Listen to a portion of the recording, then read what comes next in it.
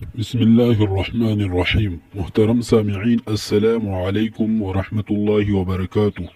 امید ہے آپ حضرات خیر و عافیت سے ہوں گے۔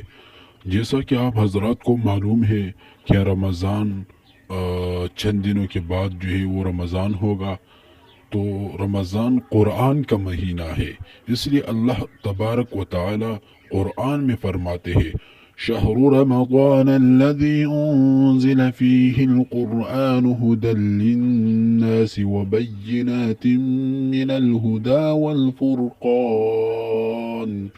سورة بقرہ آیت نمبر 185۔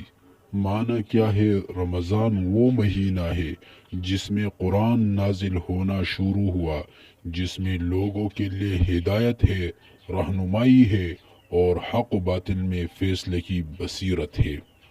تو آئیے اس ماہ میں نہ صرف تلاوت مکمل کر لے بلکہ ترجمہ میں بھی تکمیل کرے۔